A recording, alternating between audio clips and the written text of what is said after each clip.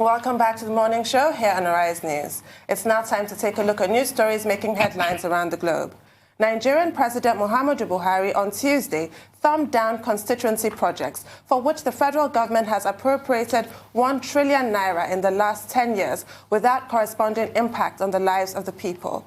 Buhari said at a national summit on diminishing corruption in the public service that a report had confirmed the federal government's worst fear that constituency projects had no trickle-down effect on the common man. Constituency projects are initiated by lawmakers in the National Assembly to be cited in their respective constituencies as a way to attract development to their people. Funds to finance the projects, which are to be executed by MDAs and under the supervision of sponsoring lawmakers, are included in the federal government's budget for the fiscal year that covers the projects.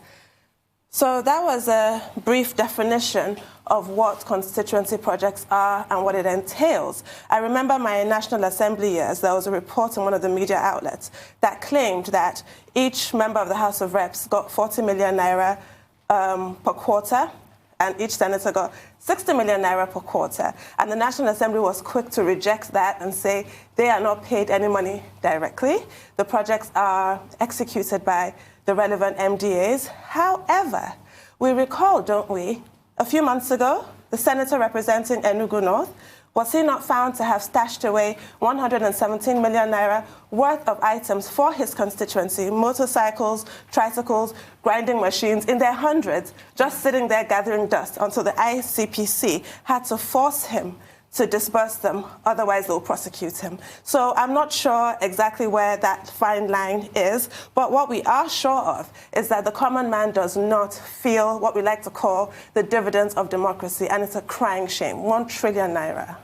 Well, the constituency project has also always been an issue of contention between the executive arm of government and the legislature since the return to democracy in 1999. With the executive arm of government accusing legislators of trying to perform executive functions by insisting that they have to do constituency projects. Now, the lawmakers on their own side insist that as representatives of their people, they have a responsibility to give something back. And yes, we're not so certain how this works out, because what is supposed to be the principle is that these lawmakers will supervise the constituency projects. But what we are indicating is that many of these lawmakers collect money and they do nothing. And what they end up doing in terms of constituency projects is not even something so significant.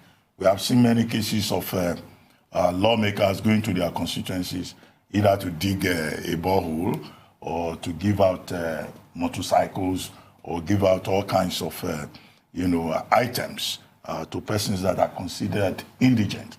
But the amount of money that is even spent on media, on the media promotion of those activities, you can imagine would sometimes even be more than, the actual amount spent on the tokens given out to communities. Now, what the president said at a summit that was organized by the ICPC, the Independent Corrupt Practices and Other Related Offenses Commission, ICPC, is that, look, these constituency projects have not helped. But he then went beyond that to talk about, his administration's commitment to the fight against corruption. And he was calling on all Nigerians, every individual, every community, to support the government to fight corruption because of the threat that corruption poses to the development process. And you cannot fault the president in that regard. Then he also made the point about the need for a special crimes court.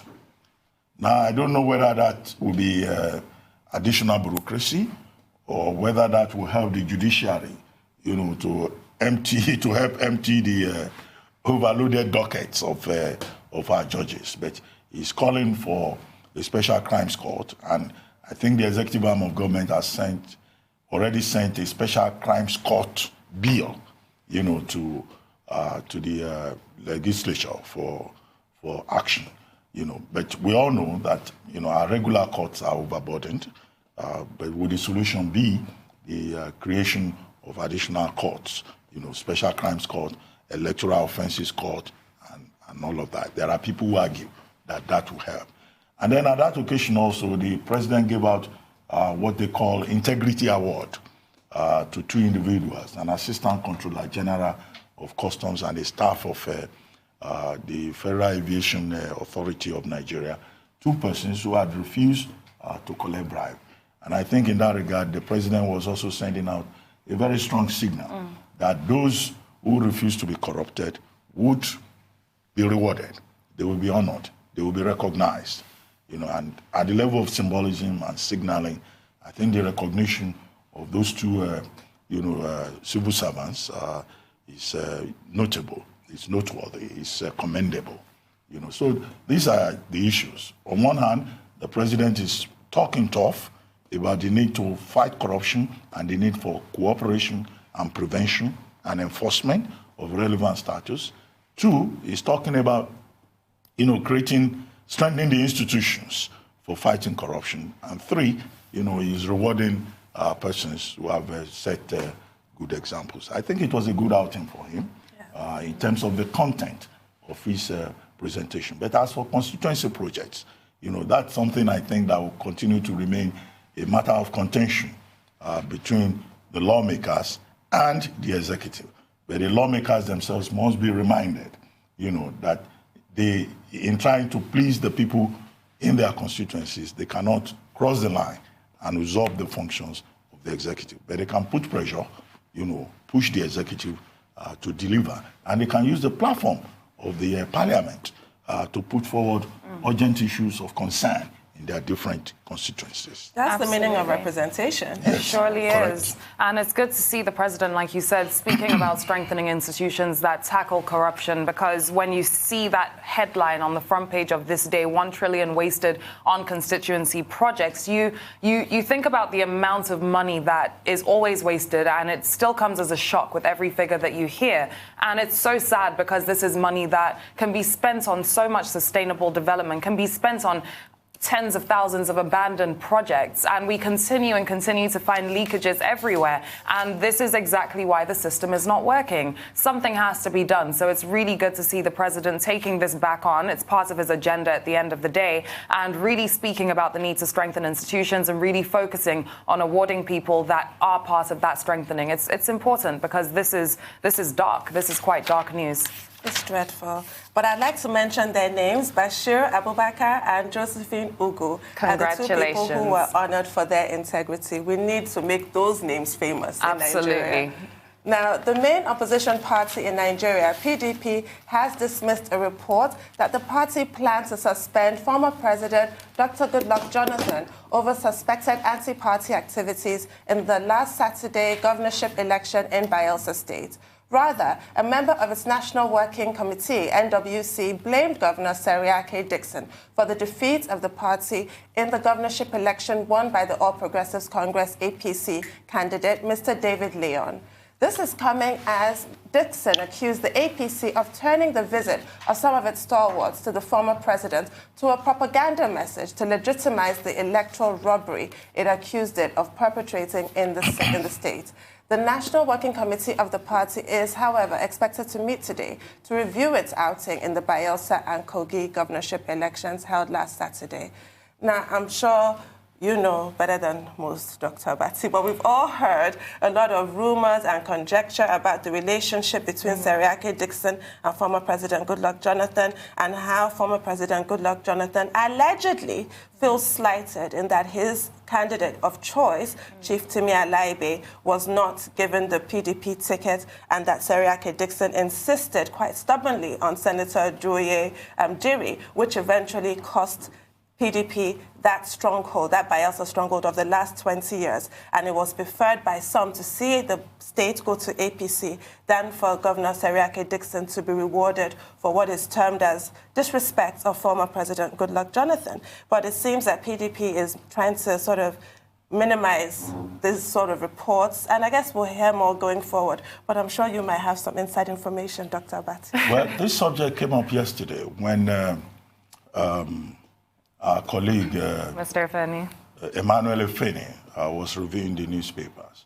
the front page, particularly of the Daily Trust, and I tried to respond to some of the issues raised and to make it clear that, the PDP is not on record as saying that they will suspend President Jonathan or they have accused him of anti-party activities. And I responded to those issues serially. Now, today, the PDP has made its position clear that the president is not guilty of anything. And by the way, today is President Jonathan's birthday. Oh, happy birthday! I use this opportunity to wish him a very happy birthday. Yes, indeed. Many years of service to Nigeria. Then we'll go on break. When we return, I'll comment further on this subject. You are still watching The Morning Show here on Arise News. We'll be right back.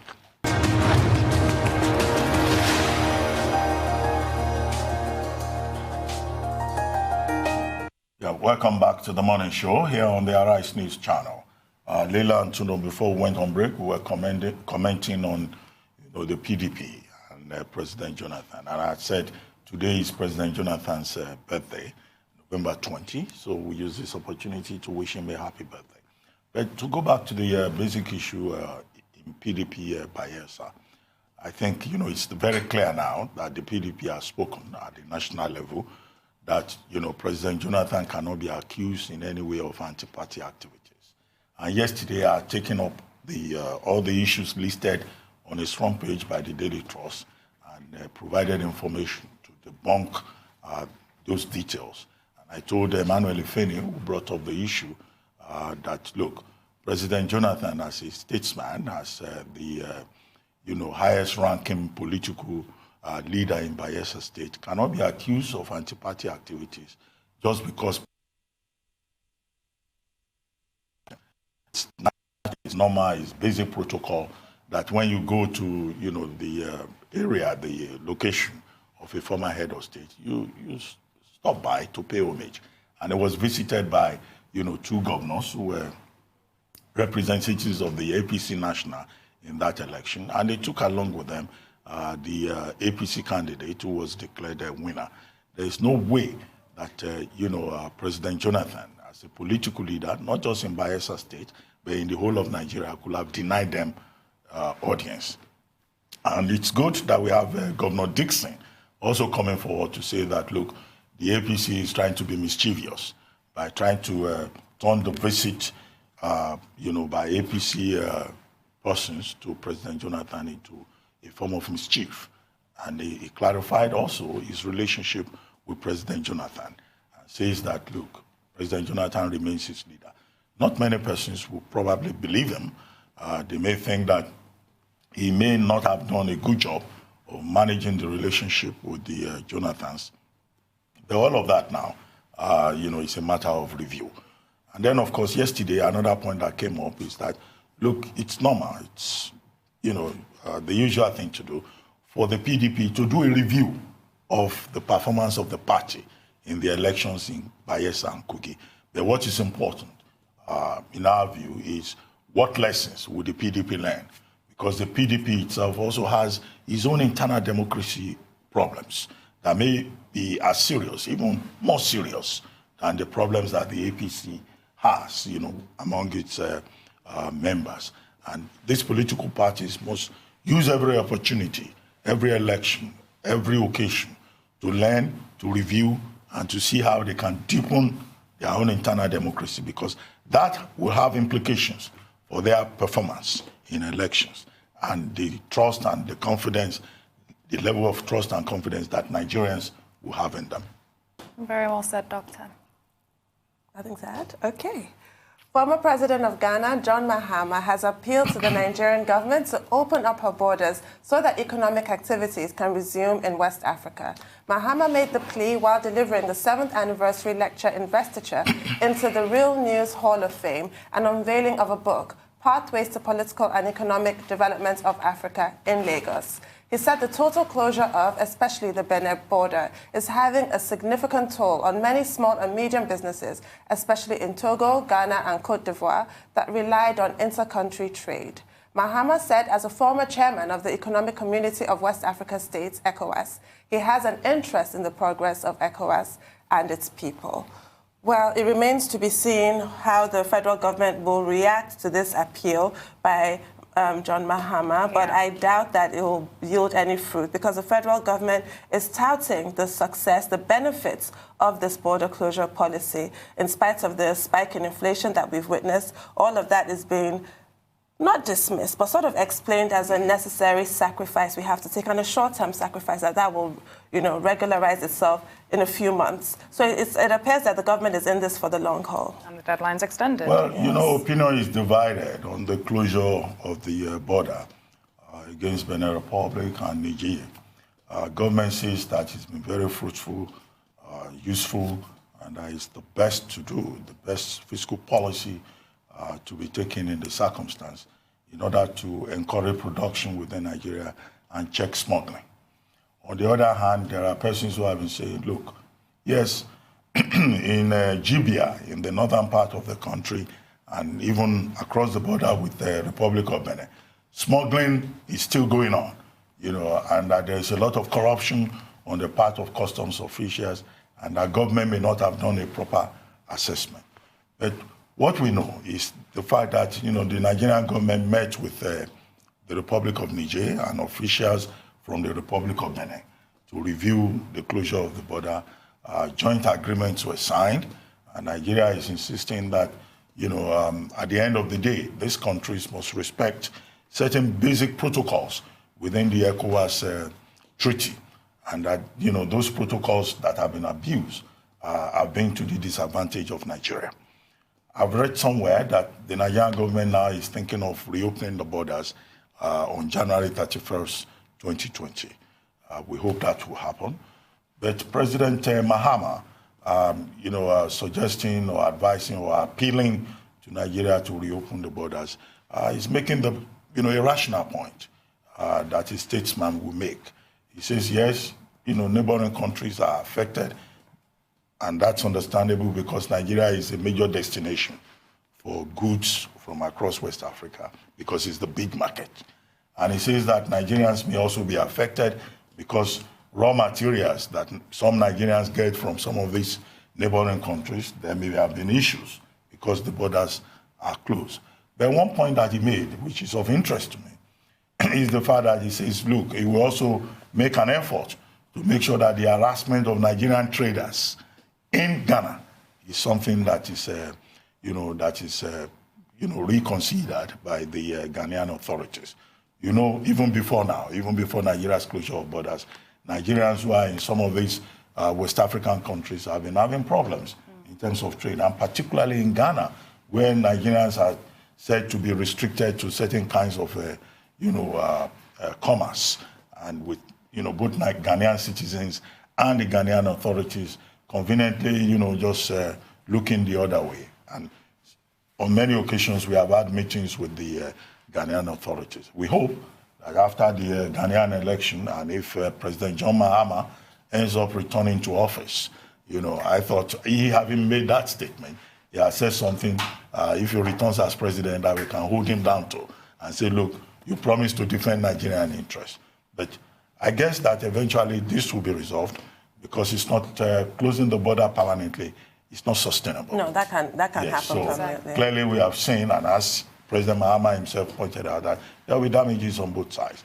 But Nigeria's, principled position is that yes, we belong to ECOWAS. Nigeria is a leader in ECOWAS, but that should not then create a situation whereby neighboring countries will violate certain protocols to the disadvantage of Nigeria. This is the thing. And Nigeria has a duty to defend its own national interests.